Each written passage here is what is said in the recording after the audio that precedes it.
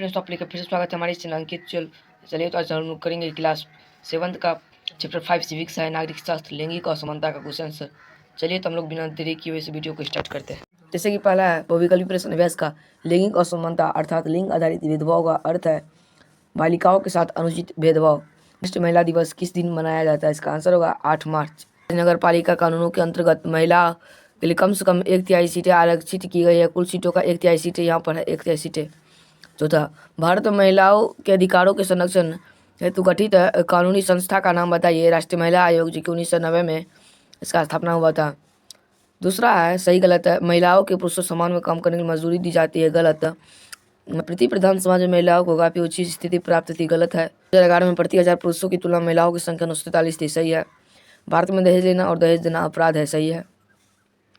तीसरा, निम्नलिखित प्रश्नों का उत्तर संक्षेप में दीजिए। प्रश्न नंबर पहला, रूढ़ धारणा निर्माण या स्टीरियोटाइपिंग क्या है? इसका आंसर होगा जब हम लोगों के बारे में कुछ एक निश्चित या रूढ़ धारणा अथवा विचार या मत बना लेते हैं तो इसका अर्थ है उन्हें एक ही सांचे में ढालना, जिसे रूढ़ धारणा या अंग्रेजी में स्टीरियोटाइपिंग कहा जाता है। प्रश्न नंबर दूसरा, भारत में महिलाओं के साथ भेद भाव को दर्शाने वाले कोई दो उदाहरण दीजिए। भारत में महिलाओं को दर्शाने वाले दो उदाहरण हैं। आप लोग इसे बहुत बच्चे बोलते हैं आंसर छोटा कर दीजिए, तो आंसर छोटा करने से कुछ नहीं होता, आप जितना लिखेंगे उससे आपका ही फायदा होगा। तो हम तो उदाहरण दे देते हैं, जैसे घर में भेदभाव और दूसरा नौकरियों में भेदभाव। लेकिन इसके बारे में जब तक आप कुछ जानिएगा नहीं तब तक क्या हो, बस ये जानेंगे घर में भेदभाव, लेकिन इसके बारे में कुछ जानिए। तो हम लिखे हैं घर में भी पोषण और स्वास्थ्य सुविधा के मामले में बालिकाओं के साथ भेदभाव किया जाता है। दूसरा, नौकरियों में भेदभाव। अनेक माता पिता अपनी लड़कियों को एक ऐसी नौकरियां करने के लिए प्रोत्साहित नहीं करते जिन्हें पुरुषों द्वारा किया जाता है। तीसरा, बालिका शिशु हत्या का क्या अर्थ है? इस कुप्रथा के अंतर्गत बालिका जन्म के तुरंत बाद हत्या कर दी जाती है। चौथा, सती प्रथा क्या थी? उस बुराई को समाप्त करने के लिए किसने कठोर प्रयास किया? सती प्रथा एक ऐसी सामाजिक प्रथा थी जिसमें विधवा को एक उसके पति की चिता की अग्नि में जल मरने के लिए बाध्य किया जाता था। राजा राम मोहन ने उस बुराई को समाप्त करने के लिए कठोर प्रयास किया। दिए गए स्तंभों में यह मिलान करने के लिए चलिए तो हम लोग इसे मिलाते हैं।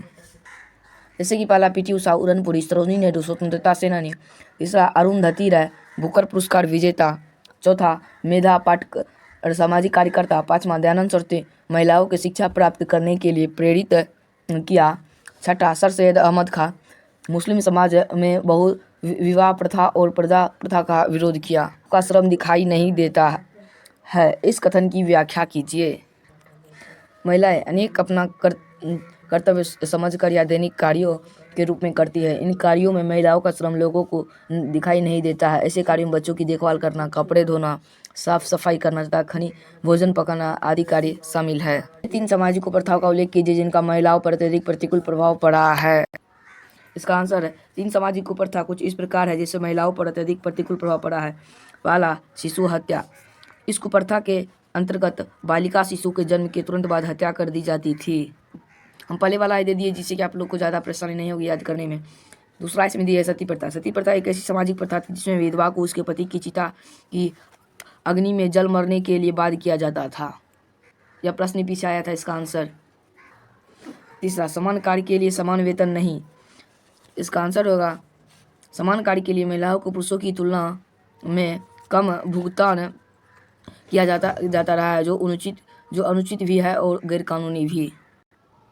तीसरा, भारत में महिलाओं की स्थिति में उत्थान संबंधित किन्हीं 3 संवैधानिक प्रावधानों का उल्लेख कीजिए। पहले प्रश्न में ही इसका आंसर है, तो पहले प्रश्न लिख देते हैं। भारत में महिलाओं की स्थिति में उत्थान संबंधित 3 संवैधानिक प्रावधानों निम्नलिखित है। यहाँ तक प्रश्न है।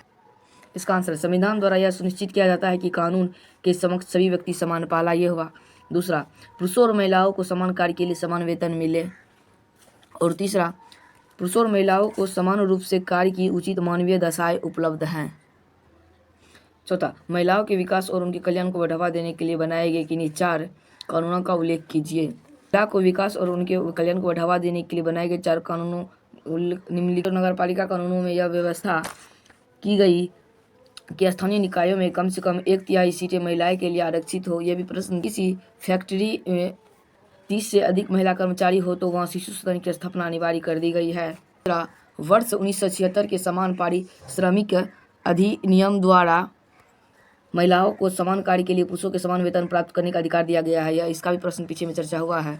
और चौथा है बाल विवाह निषेध अधिनियम संशोधन 1978 द्वारा 18 वर्ष कम आयु की बालिकाओं के विवाह को गैरकानूनी घोषित कर दिया गया है। जय भारत, वंदे मातरम।